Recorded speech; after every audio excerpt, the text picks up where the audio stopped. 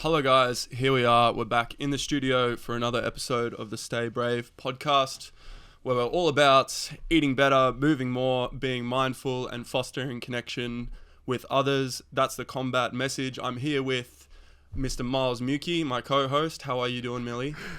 I'm very good, Rhys. Did you like my first introduction ever? It wasn't bad. We need to work on it. Oh gosh.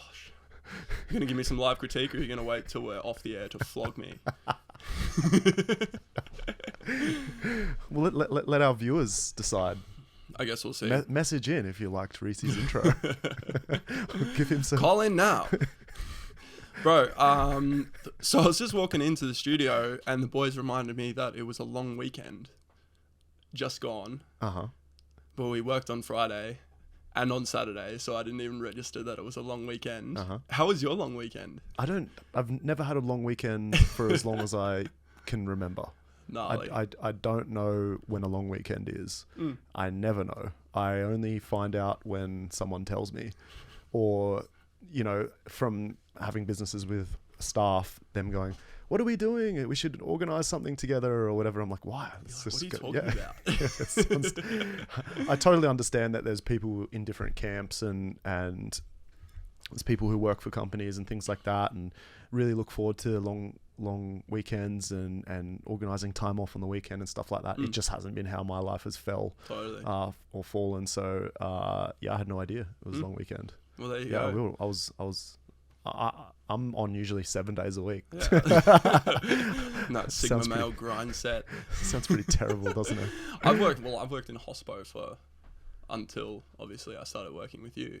And it was always public holidays on. So I don't think I've enjoyed a public holiday since it was school. And it's like, yes, you don't have to go to school.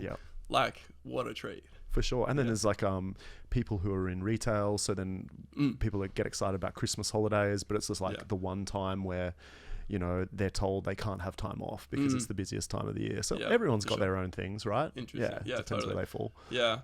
Dude, it's been an interesting week for me. It's been a big week of reflection from last Tuesday to this Tuesday. And I wanted to chat to you about it because I hadn't actually mentioned it at all to you this week. But throughout the week, there's sort of been these three things that have caused me to do some serious introspection and really reflect on how I react to things happening around me or to me. So the first thing that happened on Tuesday last week, we've mentioned before, you and I run and work at CMBT Training Center, which is our martial arts gym. I coach there, you coach there. On Tuesday nights, we have open sparring nights. And for the first time in 9 years of martial arts, I was dropped with a body shot. So this is the first it was such an interesting experience to watch the ego thing happen in my brain. Cause I've been fortunate enough to, get to mix it with some really good athletes. And there's been plenty of times where I've been bashed real hard. But this is the first time where I was hit with something. Shout out to our teammate Christian, White Lightning, the Pam. Hit me with a beautiful up kick, straight into the sternum. I had some really undisciplined breathing going on, and I just had to take a knee and have a well-earned rest. It was such an interesting thing. As soon as we finished the rounds, leaving the gym, being at home, to watch these cogs turn over in my head and the ego attacks start to happen. Pretty much last week, I think we talked about or maybe the week before, the negative self-talk that happens when these things happen to you. And it was such I was quite proud of myself at the way that I sort of allowed it to happen, allowed all the thoughts to come, and just watched the super interesting dynamics of this is bullshit. He never would have got me if I was training full time, or it was a lucky shot, or I had a really shit session, and all these excuses pop up. And then different phases of being grumpy about it, or being embarrassed. And then finally, by the end of the night before bed, I just had to laugh at it. And it was just it was a really interesting experience. And what have you gained from that? What's been the result of that now? Man, I feel this sort of clarity. Okay, so let me go on these other things throughout the week. So that was the first thing that sort of happened to me on Tuesday. The following day, I went into a bottle shop And for those who haven't seen me before, I'm 6'6" and covered in tattoos. I've got a semi-respectable stubble. It's getting there. Give me a few years. And I went into this bottle shop to get a bottle of wine for dinner, and I take my time choosing, and I come over to the counter, and the lady looks at me and she's like, "Have you got your ID on you?" And I sort of just look at her, and I'm like, "I could go get it out of the car." And she's like, "That would be great." So I did this walk of shame where I've had this super long day and my head still hurts from sparring the night before, and I just want to get this bottle of wine and go home. And I'm doing this walk of shame back to the car, and this whole thing is happening again in sort of like a different context, like this ego attack of like, and what it really reminded me was like, no matter how shit a day you've had, no matter, you know, how used to something you are, no matter how high and mighty or whatever it is, like you think you're doing something simple, like the universe does not give a fuck. Like sometimes this shit just happens to you and you just got to cop it on the chin. So I think like on its own, that wouldn't have been such a crazy thing, but because the night before had happened, like it was just like this chain thing where I was like getting all hot and bothered about it with my ego. And then this happened where I was getting all hot and bothered about that with my ego. Mm-hmm. And just watching these things unfold. So it was sort of this like stacking effect that's made me go like, why do I feel intense feelings, or why do I feel grumpy or cranky about this stuff that's happening like automatically? Is it like a protective thing that wants to say, you know, to lift me up and be like, you know, you're all good? Before we get into answering that question, what was the third thing? And then let's get deep with it. So on Saturday, I went and saw Barbie.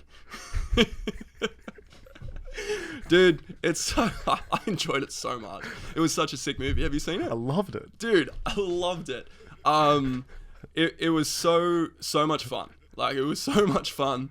I had no idea what to expect going in, but I went and saw Barbie, and for those who have seen it, they'll know the scene that I'm talking about. But when the Kens have taken over Barbie Land and the Barbies have to formulate a plot to seize it back from the oppressive Kens being dickheads, they do all these little cheeky things to distract them. So for instance, the first one was like, there was a Barbie playing damsel in distress, like loudly struggling to use Photoshop, and a Ken like came over and put his arm around her and was like, "It's okay, baby. You really have to segment it by layer before you click on the thing." And then there was another one where it was like, she was sitting down to watch The Godfather and she's like, "I've never watched The Godfather before." And then he comes over and he's like, "Oh, The Godfather is Francis Ford Coppola's masterpiece and the real seminal piece of art in cinema and that whatever." And I was in stitches, but I was so triggered because I've done every single thing that they do.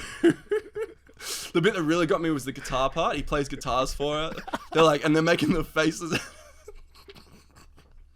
They're making the faces and like playing the song and the eye contact, and just so guilty of this. Before we continue, have you serenaded women with your guitar? Yes.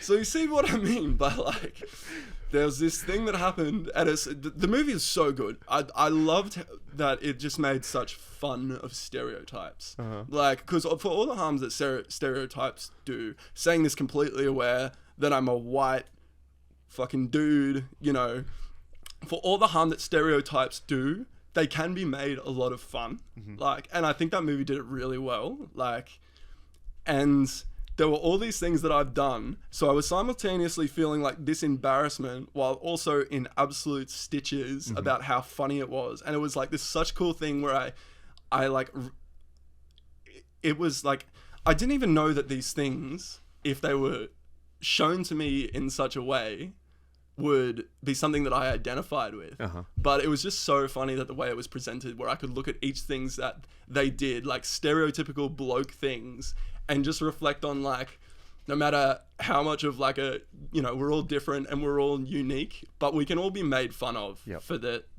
funny, silly stuff that we do as humans. So was it like, did you feel conflict as far as you enjoyed the movie, but almost because it's a feminist-driven and attacking men, even though in a playful way, you felt like maybe it was an attack on you, so your ego props up. Yeah. But then it's just like, but I enjoyed it, so what the hell's going on here? I'm feeling this conflict. Pretty much. And I think it was like these three things in conjunction with another, where it was just this full week of ego attack, where I just looked at these things that have happened and it made me go like, God damn it. You know what I mean? What was your question? I was just interested to know whether that was the ego spark. Was that conflict between you enjoying a movie but also feeling an ego attack because you are a male, and that movie was designed to point it out and make fun of it. Point out 100%. Things that we do as males. Yeah, 100%. So you've had an ego battle this week. I have. And you've had to be retrospective or internal, and you've had quite a lot of conversations with your own self and ego. And so what have you got out of it? Did you feel like you needed to be grounded? Did you feel like you needed to gain a relationship with your ego again? Did you need to have a conversation with it? Did you need to put it in check? Did you need to come back down to earth in some way? Was your ego getting inflated? I like the phrase "put it in check" because I feel like that implies that you can have it. You know, it's important. It is important. We've all got it, and it just reinforced to me that like I can see it happen, and like you say, it's important. So I can have it, and I can watch it happen, and I'm allowed to laugh at it. And in fact, that's the best thing that someone can do, sort of like that self-depreciating thing. And I think it keeps you honest. Yep. I think it keeps you from taking yourself too seriously. And it sounds like you've had a growth week. I definitely have. And I think it was sparked and started by putting yourself in an uncomfortable situation, which led to you being dropped by a body shot in a sparring context in the gym, and which made you popped your ego up in its first instance, and then obviously you spoke to your ego in multiple occasions ever since. But what is really fascinating, and what I encourage you congratulate you for, is your ability to compartmentalize your emotion and your ego and your reactions to things, understand those different compartments, and then have a conversation, or let the things that the ego was telling you just like sort of pass through your mind. You know, let it go if it didn't serve you, accept where you were at, and then you allowed yourself to move forward and remain positive. Yeah. And so like, it sounds like you've done a lot of sort of internal work to be able to do that, because that's a skill. Yeah. To be able to do that, because most people react emotionally. Yeah. Which is them not having an understanding of like where their ego comes into play. Their ego runs their reactions. They become emotional. There's a result. And I identified as well, like it's so easy to follow it, like to have the thoughts and feelings come up in like the intense way they do, and just let them lead you somewhere that doesn't come from like a place of like authentic self. It's just like noise. And like I could have chosen to make every justification for, you know, I'm good at playing guitar and the girl loved it when I did it. So like, what's this movie's fucking stupid anyway. Like, that's like such an easy thing to follow on. And it's like, it's not like those thoughts aren't there. Like, it definitely came up, but I consciously went, no. That's funny. Like, I've been caught out. And that's awesome. I think that's awesome too. And I think it's awesome that you've gone through all of those different things and just, you know, looked at it for what they are from afar, and even just like walking to the and then also turning them around as a positive. Like you literally, like your last words from that statement was like, that's awesome. Like I I'm understanding myself more as Yeah. a man, as a human, like understanding the shit that I do and how it plays in society and within relationships and things like that. And now it allows you to make better decisions moving forward. Yeah. And it's like even having that person ask you for your ID, walking into a bottle shop, and it's just like, she's just doing her job. Yeah, it's just, totally. you know, Totally. maybe you look young. Like Maybe I do. maybe that's a positive it's, you thing. know, there was heaps of, you know, I made a little cheeky little post about it on my story, and some wise people in my life replied and said, no, that's a good thing. Yeah. So it's, you know, you definitely choose the way that you frame things. Yeah. Yeah, framing is so important. It is. Yeah, and I think we get so caught up on we have expectations that things are just going to work the way that they're meant to work. Yeah. Or the way you perceive them to work or think that they're going to play out. I heard a saying the other day, I think it was called like the veterans rule. And it was kind of like, if you just expect the worst case scenario, if it happens, you've already expected it. So it doesn't affect you. Yeah. So it's like, what if something positive happens, then that's awesome. 100%. But it's just like, if you're aware that the worst case scenario can happen, it's not going to be new to you.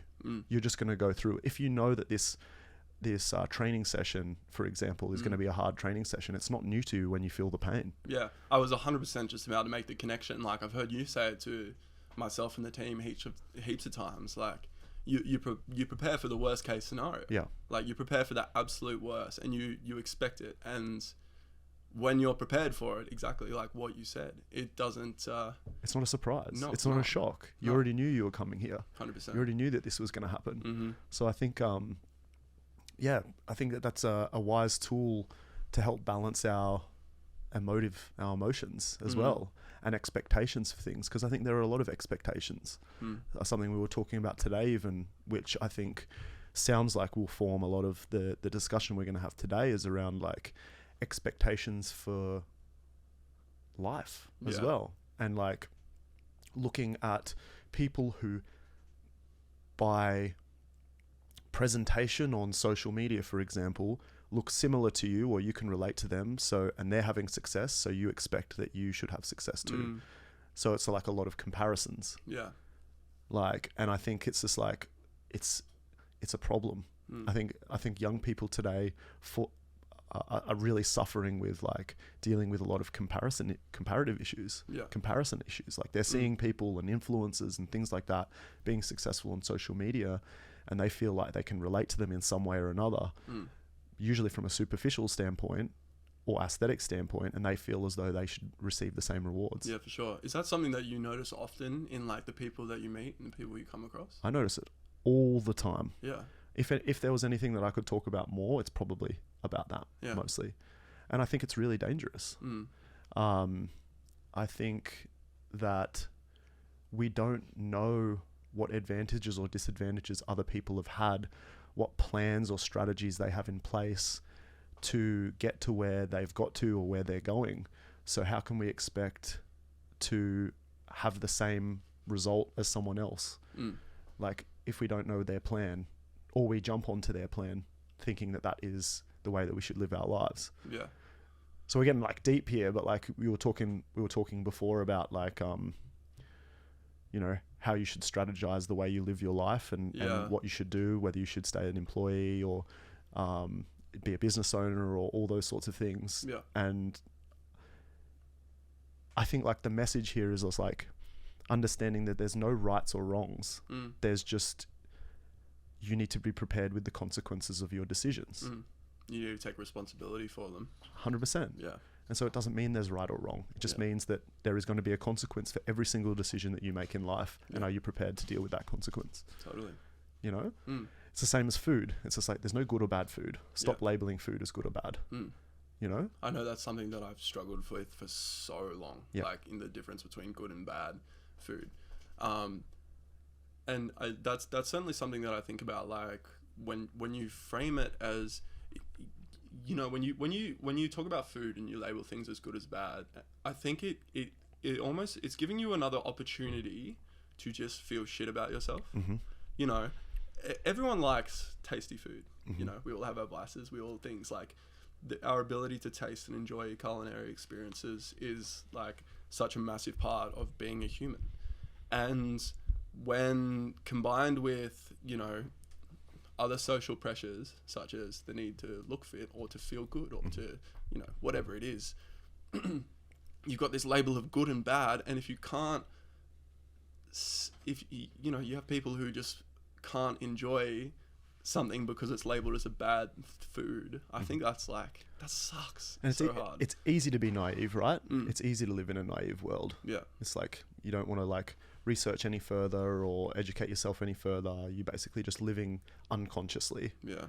In a sense. It's just like, but when you like look past that and you live consciously and you realize that there is no black and whites, there's no good or bad in this world, it's just a consequence of an action.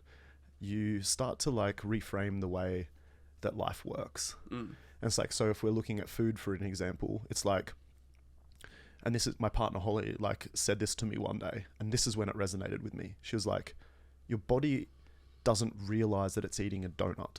Yeah. You sit there going, this is a donut. I classify this as being bad food. I'm putting it in my body. I'm going to be fat. And it's just like, no.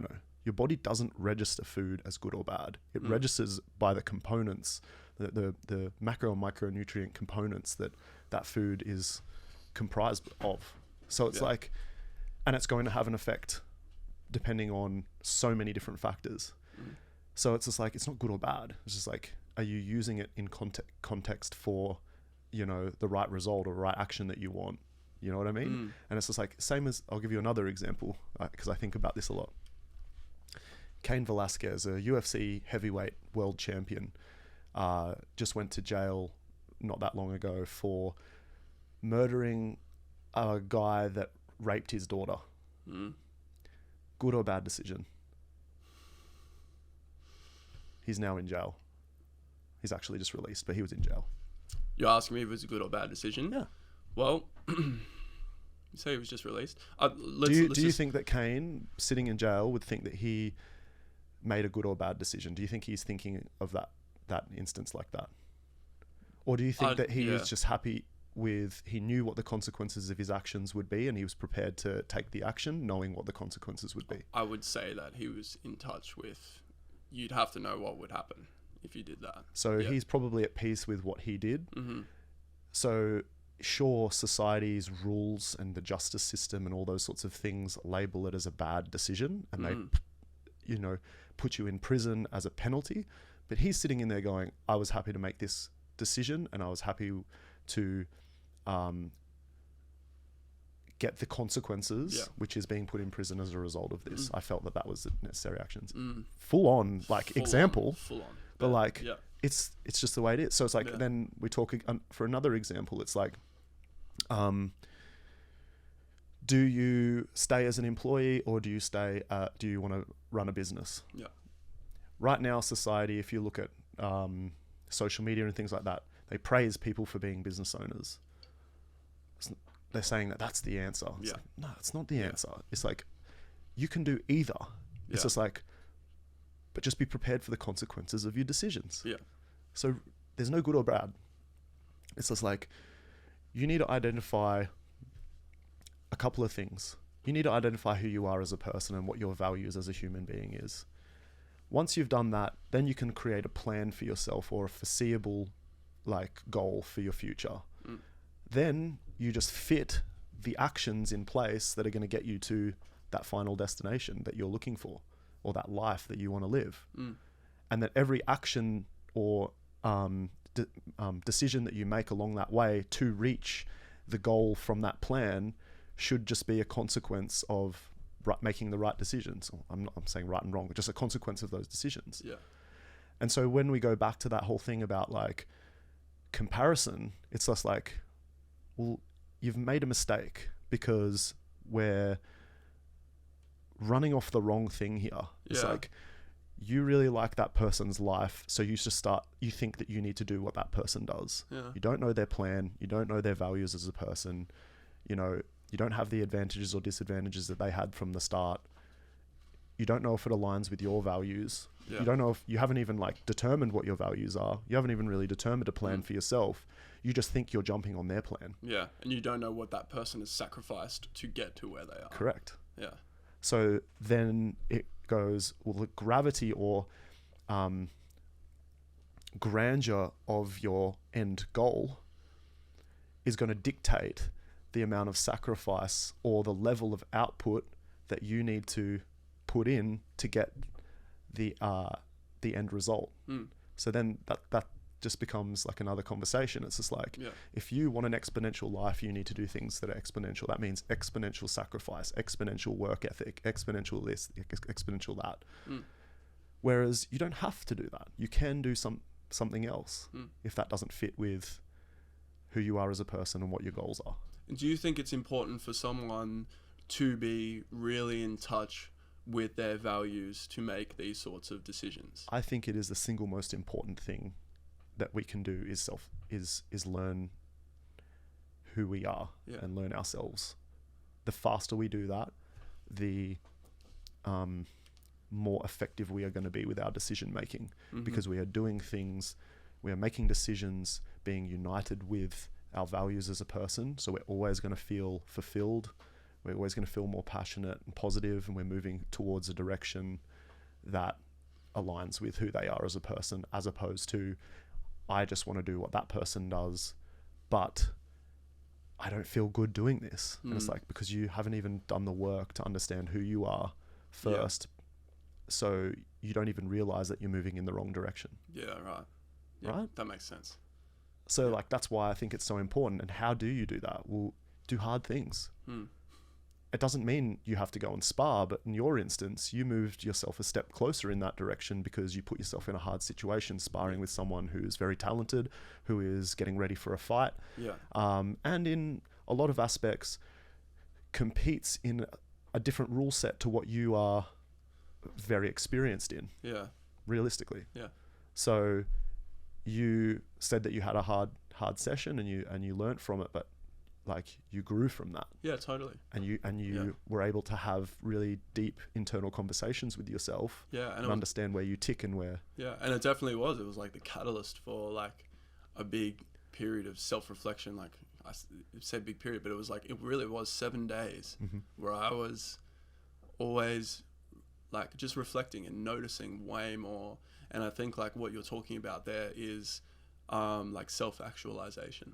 You know, really being in touch with who you are and developing as a person and being a better person. And I think for all intensive purposes, being the person that you're supposed to be.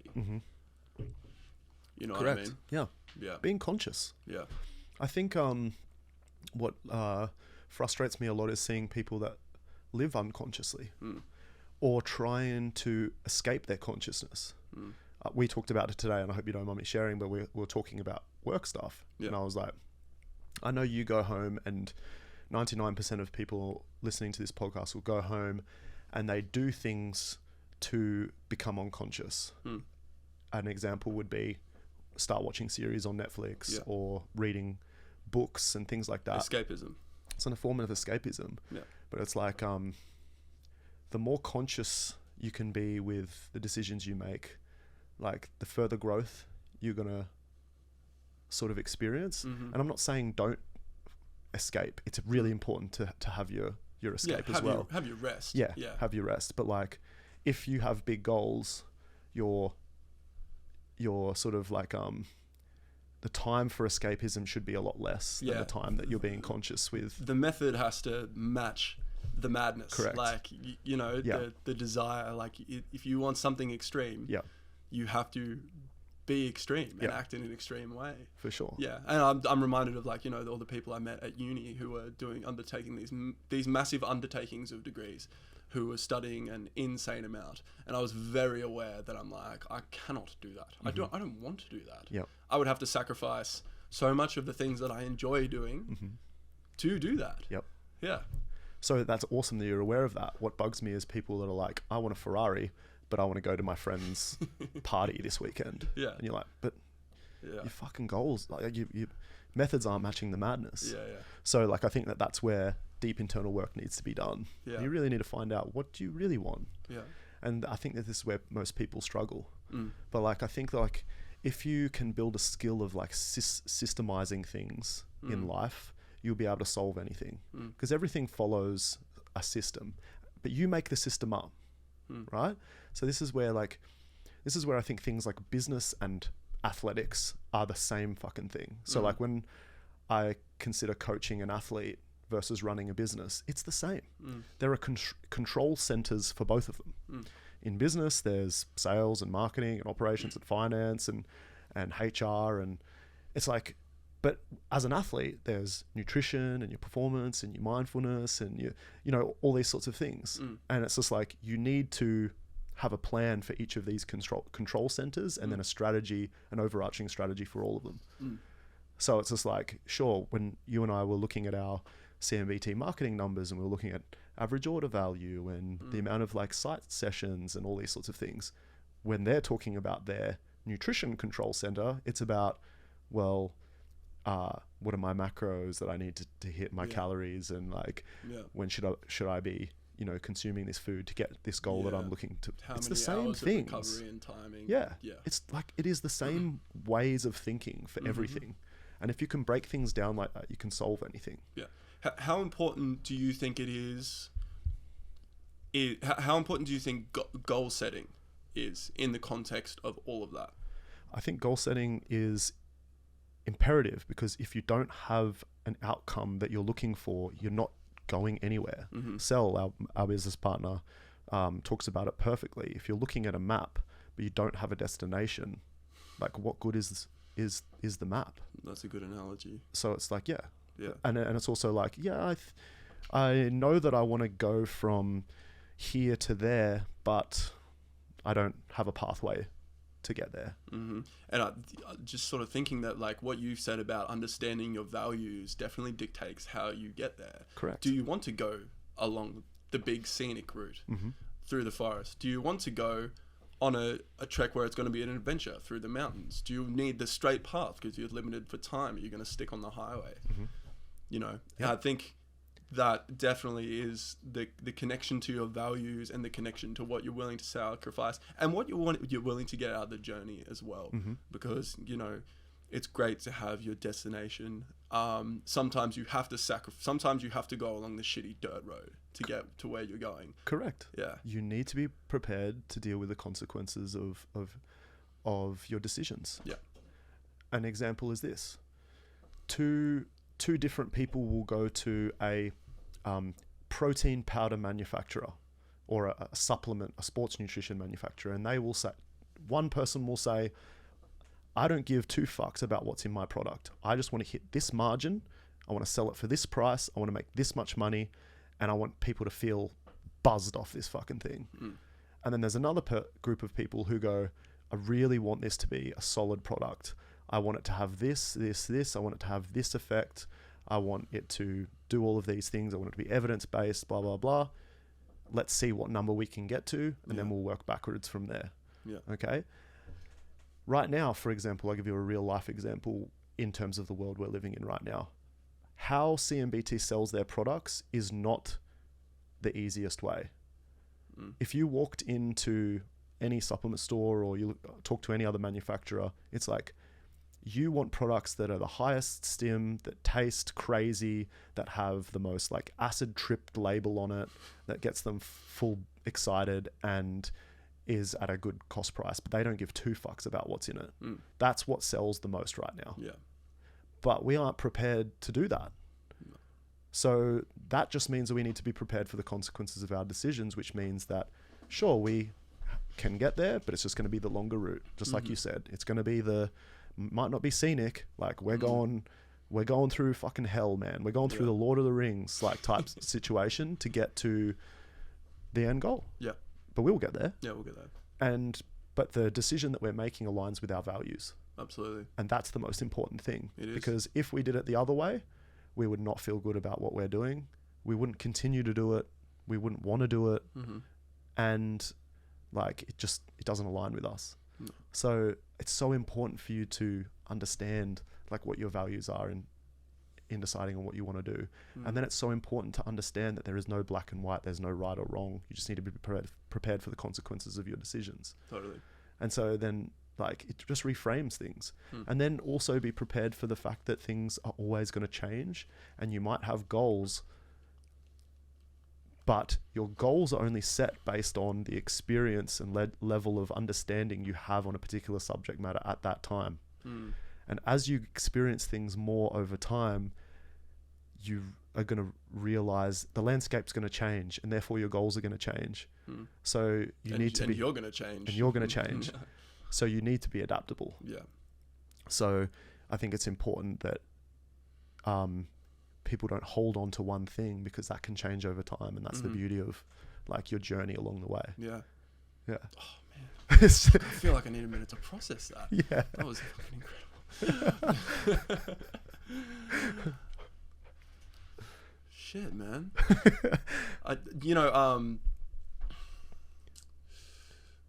What did you say about Sorry, man. I lost it. I get really deep with this sort of stuff, No, because I it's think that amazing. this is real life. Yeah. I think people I think like it makes things okay. Yeah. You understand, it's like there's no one way or the other way to do shit. And then so like I like goes back to like you're unique. Yeah. And it's just like, find out who you are, do hard shit, Yeah. talk to yourself, like, you know, do different things, like find out what you like and what you don't like. Yeah. I feel like there's such an element of safety in, applying structures to things that are scary. Like in the context of what you just said about, do things your own way. It's so easy to like want to scour the internet for ways that other people have done it. But there's such a freedom in really being conscious that you can take whatever goal you've got, whatever direction you're running, and you can, as long as you're conscious of how it's happening, whether or not it's writing it down. You've always encouraged me to do this with, in the context of our work, is like, make a system, man. Like, figure out where you need to go, how you're going to measure it, and sort of how you can almost repeat it, and you can track it. Because if you can measure where you're going and how you're getting there, then you can do things such as create efficiencies or improve your output. And that's not just to say in business. Like, I think that's a really good way to be living your life, and it's going after whatever goals you have in whatever field they're in. Yep. I always, like, when we started business, I always thought that there was a blueprint. Yeah. I was adamant that there was a blueprint, and I was one of those people, because we ran a marketing agency prior to this, and we sold it last year for those who didn't know. And we ended up building a marketing agency, which was a leader in marketing for health and wellness based businesses. And we ran that for 8 years and then sold that last year. And I always thought that there was a blueprint to do things. And I was one of those people who would bite on an Instagram or Facebook ad that was selling an agency template of some sort, and had, Facebook ad funnel templates or, design templates and all this sort of stuff. And I spent thousands on this shit. And like, they're all fucking different, but they all kind of do the same thing. And a lot of them aren't even like complicated enough. And some of them are too simple, and some of them are overcomplicated. And I kind of just realized it's like, there's no right or wrong way to do this. Yeah. Like, just make your own spreadsheet, build on it based on experience, fill it all out as you go, and like work out your own system, work out your own blueprint. Like, there are some things in life that are set, like, say for example, the science that we understand about the human body. So it's just like, and we understand about food, like whatever we understand about, inputs and outputs and energy expenditure over like what you're putting in your body and the result that has on your body, and macronutrients and all those sorts of things. There's sometimes there's laws that you need to abide by, right? But if there isn't, like, you make it up yourself. Yeah. So I think like,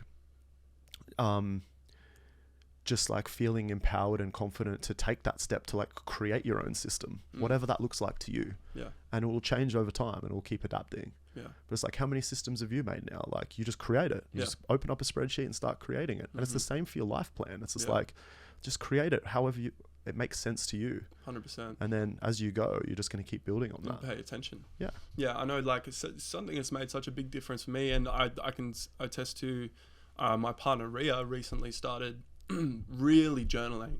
Like, she is disciplined with her journaling, like as soon as she wakes up and right before bed. And it's made such a profound difference for her in the way that she feels about herself, in the way that she's nourishing her body, in the way that she's exercising, and ultimately the way that, you know, she's reflecting on the things that happen in the past and the direction that your habits take you, either in the direction that the effect that your habits have on your day to day. Yeah. Because when it's in front of you, and you, like I said before, you have the ability to track and measure and reflect, and all that really requires is paying attention. You know what I mean? And we were just talking before about systems as a spreadsheet, but she's created a lifestyle system. 100%. You know, the fact that she's been consistent with journaling means that she is looking at her goals, or she's like having those internal conversations and writing them down in front of her and bringing them to the forefront of her mind, living consciously, which therefore helps her make better decisions that align with like her values and what she's looking to achieve. 100%. Like, I don't know if she's done it yet, but has she like actually, you know, written down what goals she wants for the future, short term or long term? And then like, if she's done that, that's the next level of building onto a system, because you're tracking things based on a goal. Yeah, for sure. I know for right now, like, sorry, babe, I'm just airing your laundry here on the air, but no, she's working really hard on her habits, and she's been really working to put, so for example, like on a micro level, like drinking more water. I'm always under her about drinking water, as I'm sure heaps of the boyfriends out there know, that you've just got to keep reminding them to drink fucking water. It's like, why's your face so red? Have you eaten today? How much water have you had? But it goes the other way in my household. Oh really? Yeah. She you know, something as simple as she completes a task and she drinks 200 milliliters of water. And just by doing that, by making that one change, her water intake is so much better already. And that's like just like a conscious effort to a short-term goal, you know? Yeah. And it's directed, it's as simple as like, I want to feel better, so I'm going to make this small change. And I think small changes are really important. Yeah. You know what I mean? I think as a coach, I talk to people all the time where I'm like, come into the gym. Come do a session. Like, it's awesome. It's fun. And I hear all the time that gets me is, I want to get a little bit fitter first. Or I want to, you know, that whole thing. Yeah. I want to do martial arts, but I want to go to a gym, get a little bit fitter, get a little bit stronger, and then I'll come in. Yeah. And I'm like, all right, well, you've just made one thing into two things. Yeah. And these things stack, okay? So instead of just coming into the gym, signing up for a trial and training, you've now got to go into another gym, sign up to that one, start going to that one, create a new regime of regular training to get yourself to the level that you want to be at. Maybe you set a goal for that. Maybe I want to, you know, drop however many kilos, or I want to get my run time down to this and then once I do that, I'll come and do some martial arts training. And it's just like, you've set yourself up with they all don't this. realize they could have achieved the same thing by making the one decision from the start. 100%. Yeah. You've set yourself up for all these extra things you have to do before you do the thing that you actually want to do. Instead of just like, I'm just like, don't do that. Just come in and see how it goes. Have a great time. I think a lot of people do that in many different ways in life too. Like, and I think that comes with like experience in decision making, because I think that decision making is also a skill. Yeah. How many people do you know that are indecisive and can't make a decision? That's such a good point. It's like a lot of people. Choice paralysis is such a big thing. Massive. And I can attest to the fact that I've had troubles with that in the past. Yeah, of course. Sure. You know, but like, making the decision moves you forward.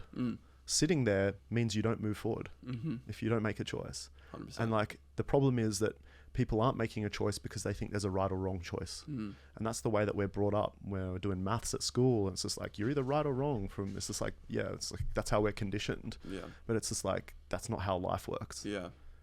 You know? Yeah.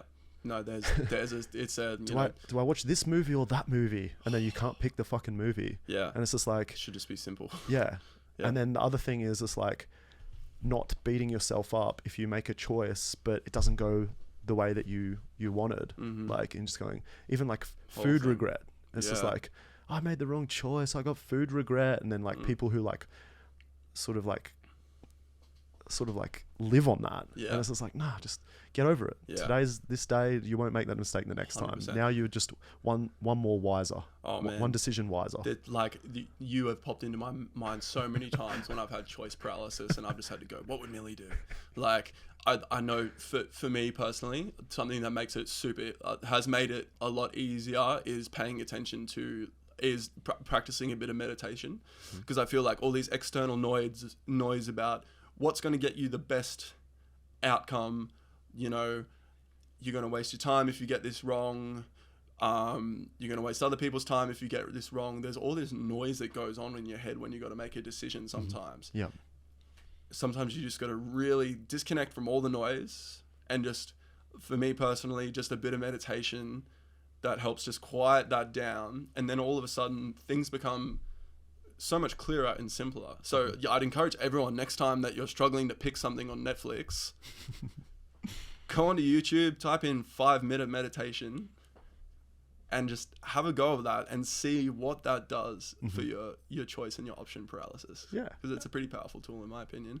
And just like make an effort to like simplify the amount of choices that you need to make. 100%. Like we already need to make however many tens of thousands of choices in every single day. Yeah. It's just like, the more you can limit them and then just make better choices that align with like where you're trying to get to, like the further you're going to get. 100%. So it's like, if you're watching a movie, it's like, how do you feel right now? Like what sort of a result do you want from watching this movie? Like, why are you watching a movie? Like, what do you want to get out of it?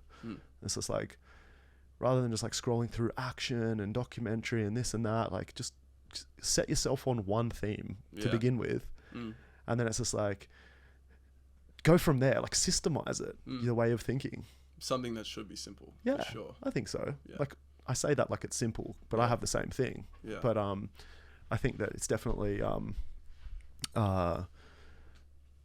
definitely a skill, like simplifying your decision making. Yeah. It's the same thing as like you hear Zuckerberg and stuff only has like one shirt or one color shirt or hoodie or whatever in his like wardrobe, because he doesn't want to make that decision.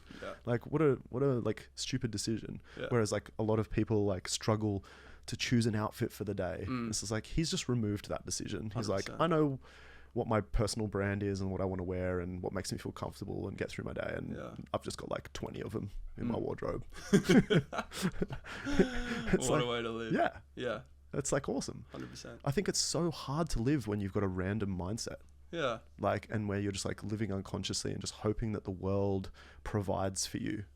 It's just like, it's not how shit works. And if you're like thinking that way, if you think things are just going to happen, that like, you're just being delusional. Like, do you know what I mean? Like, there's so many people out there and they have the best intent, but they're just like, I want to buy a house, or I want to become a world champion at this sport, or I want to do this or do that.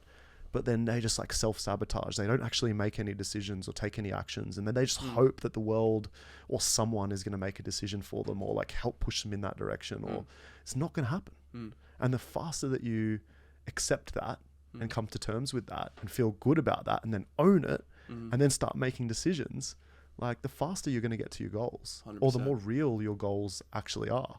And you know, I think sometimes it just comes down to a leap of faith as well. Yeah. Sometimes you just got to pull the trigger, or, you know, take that jump, that, you know, first step that we talked about last week. And maybe it's right, maybe it's wrong, but at least you're just not standing still. Or if you're happy, just stay still. Oh, 100%. Do you know what I mean? Yeah. And don't worry about what anyone else is doing, because you're aligned, and to you, that's just staying still. Yeah. And it's like, don't worry about anyone else. Yeah, no, 100%. Like, that's great advice. You know? Yeah, just because your friends are pulling the trigger Yeah. on something that you don't even give a shit about Uh-huh. does not mean that you need to as well. Yeah. Yeah. I think like I can comfortably say that like I've always been someone that has had like really big dreams for myself. Yeah. And that's okay. Mm. That's okay that I want that for myself. But because I've wanted that for myself, big dreams meaning like I'm doing this because I want to experience like the crazy parts of life. Mm. Like because I know that crazy things exist, I want to experience them. Mm. Like I want to unveil them. Like Yeah. that person's done it. Why can't I? Do you know what I mean? 100%. That's just the way that I'm wired. Yeah. Right. And I've made decisions in my life to align with that goal. Yeah. In the long term. But I've also suffered with projection where if others who I care about aren't doing what I think is right, it frustrates me. Yeah. I want them to, and in my head it's like, Yeah. I want them to live to their potential. Yeah. You know, why aren't you living to your potential? Why aren't you conscious? Why can't you just believe in yourself? Yeah. God damn it. And it's been my biggest battle that I've had to work on myself for years. Wow. And I've come to terms with that now. Yeah. Like I really have. I've accepted it. That like this is my thing. Yeah. This is like I'm aligned to this. I know what I'm trying to achieve, and I know what I'm trying to do. They're happy. Yeah. My friends are happy. 100%. Just fucking be happy for them. 100%. And it's like it was a selfish thing, you know. Like I wanted them to get there because then I'm not alone. I'm not like just sort of like working myself onto this like island by myself. But we're all on an island by ourselves. Yeah. Whether we like it or not. There's only the internal. There's only us, man. There's all there is. Yeah, 100%. Yeah. And people rely on their parents and their friends and all these. No, you're on your own. Yeah. And that sounds really scary until you accept it and come to terms with it. I think it's liberating. It's like, liberating. How exciting is that? Like you don't have to abide and live by someone else's version. Yep. Or someone else's life plan or someone else's blueprint. Yep. It's such a cool thing that, you know, living where we do and living the lives that we live, that you can make the choice to look inwards and do exactly the thing that you want to do and not just what someone else says or thinks you should be doing. 100%. So cool. Like we this is why like, and I don't want to harp on about this, but this is why like I'm so big on like martial arts and combat sports, because every single day you live this sort of mentality. You know, there are so many different decisions that you can make to get an outcome. Yeah. What's the coach that we try and avoid these days who has been really prevalent in the past? The coach that we try and avoid these days is the one that says this is the only way to do things. This is the way to do this. This is the perfect way. We know now over experience and being involved in this that there are so many ways to achieve an outcome. Yeah. And someone that says that this is the only way to do something is either a narrow-minded person, hasn't experienced it enough to see what the different outcomes could be, or different sort of journeys that you can take to get the same outcome, or it's just like their ego is just overriding everything else. They're trying to protect something. They've assigned their own identity almost. Yeah, 100%. So like, break the mold. Yeah. Like, it's on you to break the mold. Do you know what I mean? So it's like, yeah, I'm really big on this sort of stuff. I think that and then I think living like that and like thinking like that helps you get through life easier. Yeah. Because you don't think that I'm on a path, I'm off a path, I'm not on the path. It's like, man, you're fucking on your path. Yeah. Like you're always on your path. Just like, do you know what I mean? Know your values. Know where you're going. Yeah. Be open to how you get there. 100%. Yeah. Amazing. So you're gonna try and summarize that now? Fucking good luck. I hope we didn't just like talk a whole bunch of shit, and I hope we made some sense, because like I do believe strongly about the things that we chatted about today. 100%. And I do hope that it gives people some empowerment to make some better I keep saying better, but it's not, there's no right or wrong. Good, do you know what I mean? It's so hard. Like it's so hard. Yeah. I think we come down to this sort of conversation a lot. It's just like, do things to get yourself to learn yourself more, 100%. to learn yourself better, like to learn more about yourself. Yeah. Even it's like if you're trying to find a relationship, like you're only going to find the right relationship if you are comfortable with yourself, know your values and all those sorts of things. And then you just know if you align with someone else. If you're trying to push something that's not aligned, you're not going to get a good result. And it's like, if you don't even know who you are, you don't know what you're looking for. Yeah. And so everything just becomes superficial. And then it just never works out that way. Yeah. So it's like, whether it's a partnership, whether it's your direction in life, whether it's like your performance goals, your sporting goals, whatever it is, like you need to fucking learn about who you are. How many times do we see in the gym people who think they want to fight and be a competitive fighter, but you just know because you've had the experience. You look at them, you're like, you're not that. You're not that person. You're doing this for social and societal status, or because you see that other people have done this and you think that that's what you need to do. You want to appear a certain way. Yeah, you don't need that. And it's hollow. And when you get that, when you achieve that, I've seen it. When you achieve that goal, and you know, when you achieve the thing that you want to achieve, and then but it wasn't for the right reason, it's so hollow. Yeah, so hollow. It's like all those, you know, you hear all of those stories about the billionaires and people with money who are the most depressed people on the face of the earth. It's like, what good is it? Yeah. 100%. And it's just like, and then some people will say, oh, it's easy for them though, they got money, they can just be happy. It's like, no, they're not aligned with their goals at all. Like, they may as well just give all that money away, they'd probably be happier. Exactly. And it's just like, but I understand you don't really know that unless you've been there to a certain degree. Like, I've made money but not been happy. Yeah. And it's just like, but I also sympathize for people who are like, I just need to make money. I get it. I understand, I know what you're saying. But once you get there, you'll realize that that's not the way. Yeah. And so, like, the more lessons that you can learn from people who have failed before you, like, the better, like, your outcomes are going to be. 100%. Like, you don't need to fail like people before you have done. Like, you can learn from those mistakes. And just enjoy the goddamn ride. Yeah. But there are some mistakes you just have to learn. Exactly. And you can only learn them on your own. 100%. Yeah. Yeah. 100%. My man. I'm glad you brought up your ego battles. And that turned into something really crazy. Yeah, it did. Wow. Just so everyone knows, like, we don't really have a theme coming into these things. We just want to talk about, like, things that we're seeing out in the world in the week that we are away from the podcast and come in for a chat. And we usually get pretty deep. And like Rhys said, he had some ego battles this week and he hasn't talked to anyone about it. And we were going to chat about it. And we just did it in the podcast in front of all you guys, getting vulnerable. How mad. Wonderful. Wonderful. Same time next week? Same time next week, my man. Alrighty, brother. Well, thank you. That was super insightful. You too, bro. All right, guys. Have a good one. Have a good week. See you next week.